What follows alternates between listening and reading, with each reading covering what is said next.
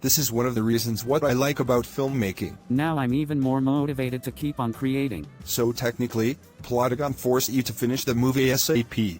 I guess great minds think alike. The production design almost killed me.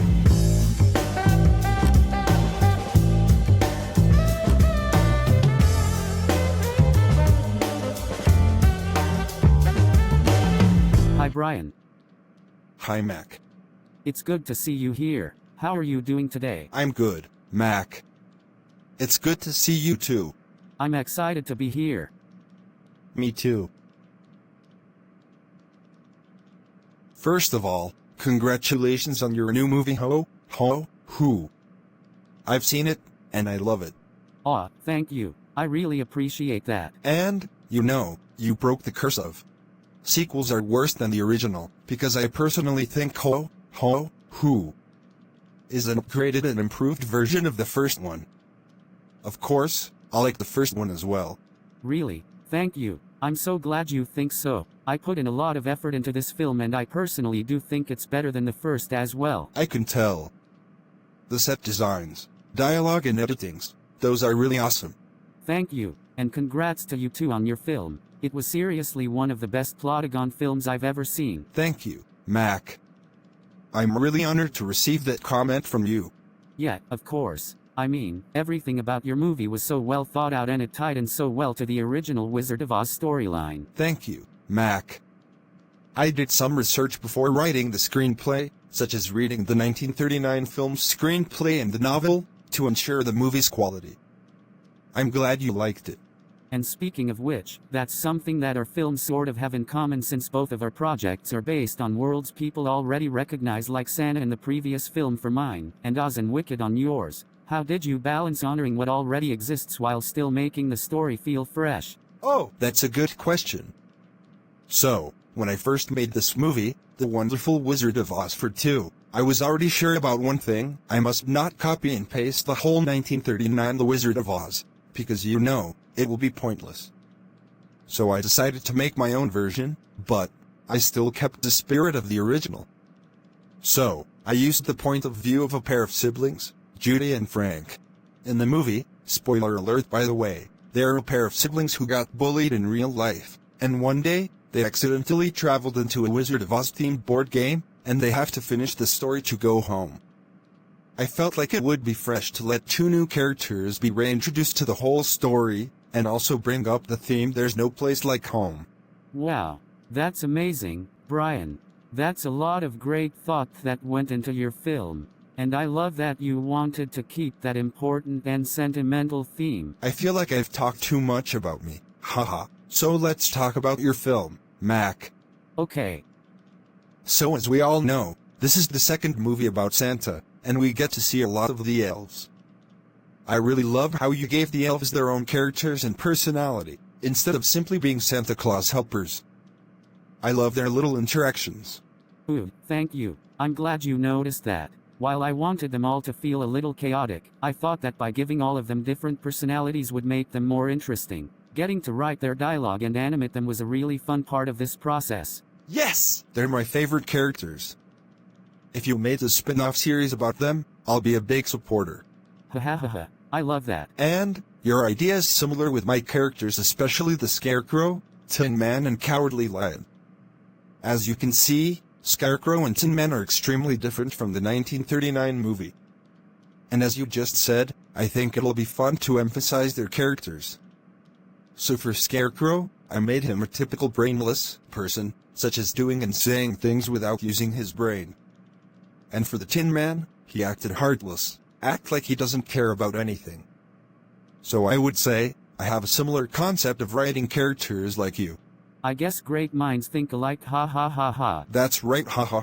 Speaking of the writing process and such, how long was your process from screenwriting to finally uploading the film to YouTube? For it being an incredible film with amazing dialogue and special effects, you would think it would have taken quite some time. You're probably not gonna believe it, but it actually took me exactly 2 months to create. Wow, 2 months? Yep.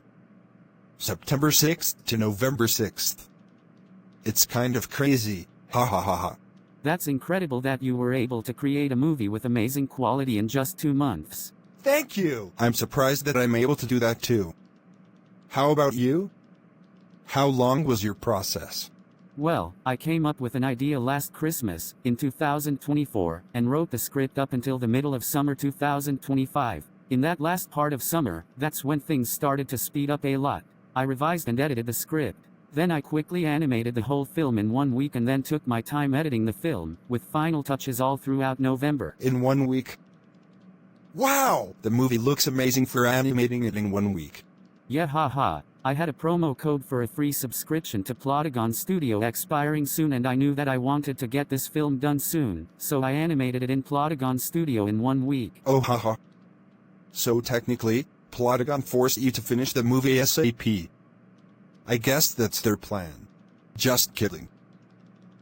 Hahaha, I guess so. Now, going back to your film, did you find that the story changed over time, or was everything pretty clear at first? I mean, you only had 2 months, so you couldn't have changed too much. Yeah, the ending is pretty much the same as I planned.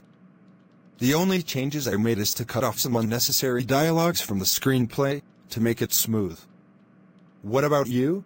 For the most part, the film stayed true to what I originally had planned. As I got into storyboarding and script writing, there had to be a few changes to make the story make a little more sense and flow better, but they were very minor and didn't change the overall storyline. I had a pretty clear story in my head when I originally came up with it, and so it didn't change too much from what I had first thought of. Me too. I planned the ending way before I finished the whole screenplay.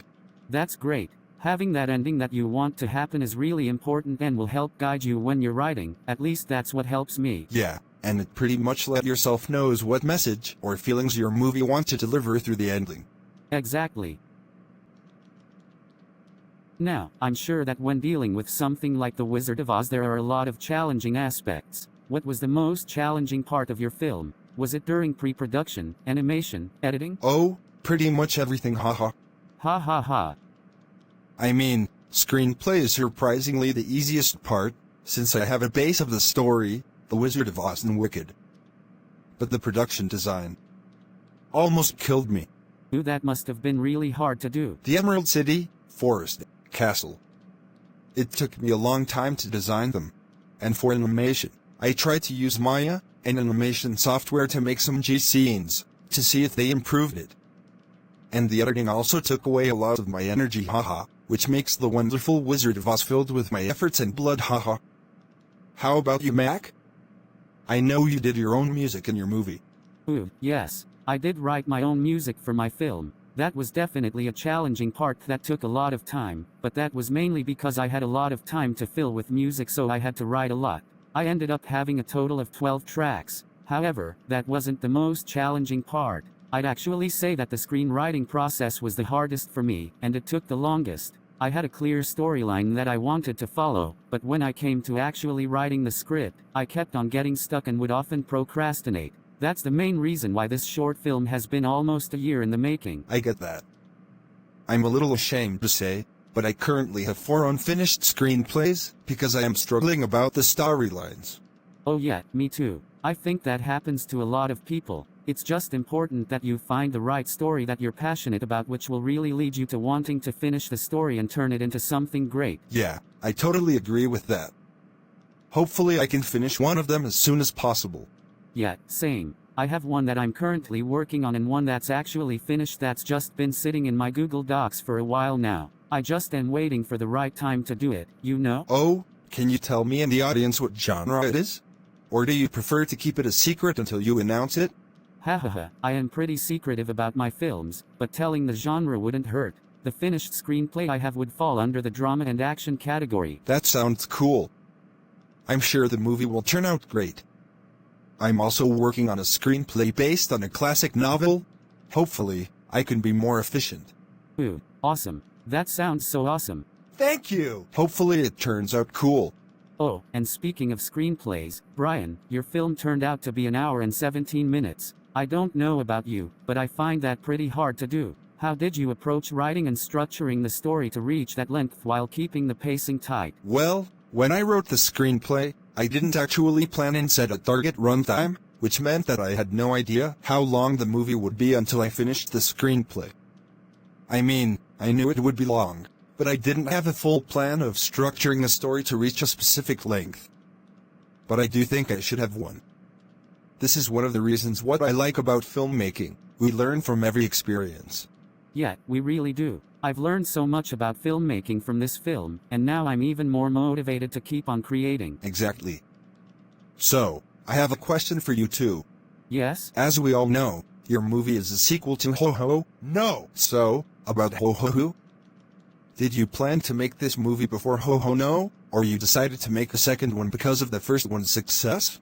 Good question. Going into the first film, I had no clue what was in store or what could happen after that. When the film received the Oscar award, I was extremely shocked and so happy that people really enjoyed that film. However, the success of that film wasn't what motivated me to create this new film. What pushed me to make this was that it was the perfect opportunity to write an original score. I had been wanting to do this for a while now, and I got the chance to do it in my series FBI, Plotagonists. While I am proud of the end product in those episodes, I didn't feel like it was truly my best work, and so, I challenged myself to try again with this sequel. I think the music for this film was a great improvement from my previous work, and I'm really proud of what it came to be. Good to know.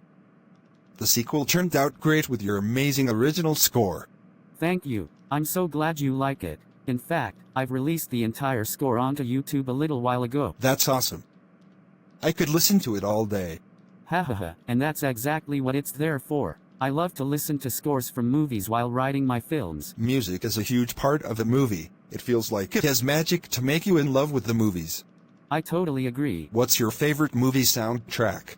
Well, because I'm biased, I love the soundtrack from the Wicked movies, and not just because of the incredible songs written by Steven Schwartz. I also really love the score by John Powell. The music is incredible and I think what he's able to create with music is truly amazing. Oh yes.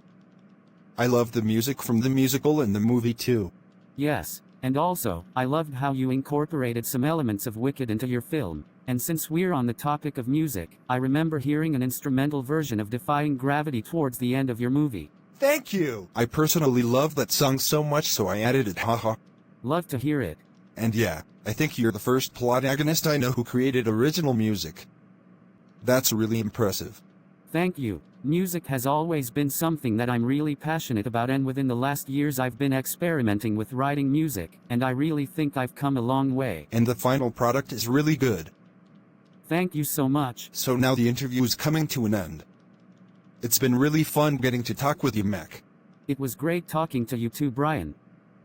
Hopefully we can do it another time again. Yeah, well, have a good day. You too.